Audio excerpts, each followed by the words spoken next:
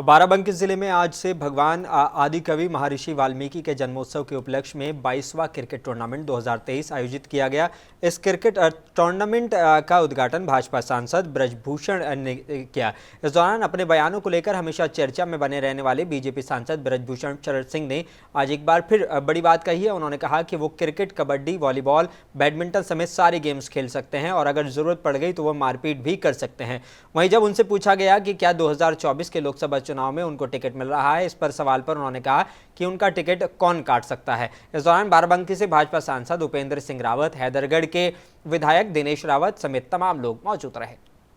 Barabanki stadium के अंतर्गत वाल्मीकि समाज के द्वारा और अन्य समाज के सहयोग से 22 साल से यहाँ पर क्रिकेट की प्रतियोगिता चल रही है और उस प्रतियोगिता के उद्घाटन कार्यक्रम में यहाँ के जो आयोजक हैं उन लोगों ने बुलाया था, उसी में हम आज आए हैं। देखिए, कल एक बात चली थी पार्लियामेंट के अंदर और विधूड़ी जी के मुंह से कुछ ऐसे शब्द निकले जो आपत्तिजनक हैं और जिसको पूरे देश ने कंडम किया है और यहाँ तक कि हमारे पार्टी के वरिष्ठ नेता राजनाथ सिंह ने हाउस में इस बात के लिए माफ़ी मांगी।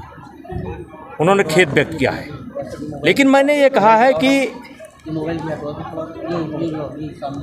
क्या नाम है एमपी साहब, दानिश अली जी को अपने गिरेबान में देखना चाहिए।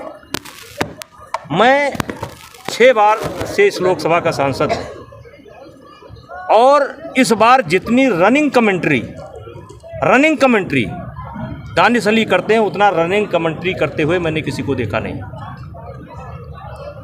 और इसीलिए मैंने कहा कि उनको अपने गिरेबान में भी झांकना चाहिए कि प्रधानमंत्री के भाषण पर भी बोलेंगे, गृह मंत्री के भाषण पर भी बोलेंगे, मतलब टिप्पणी करेंगे, रनिंग कमेंट्री लगातार वो करते हैं। और शायद ये जो घटना घटी है उसके अगर जिम्मेदार विधूड़ी हैं तो उसके जिम्मेदार दानिश अली भी है। आप इलेक्शन जो आने वाला है, मोदी आपको टिकट मिल रहा है, कौन काट रहा है उसका नाम बताओ।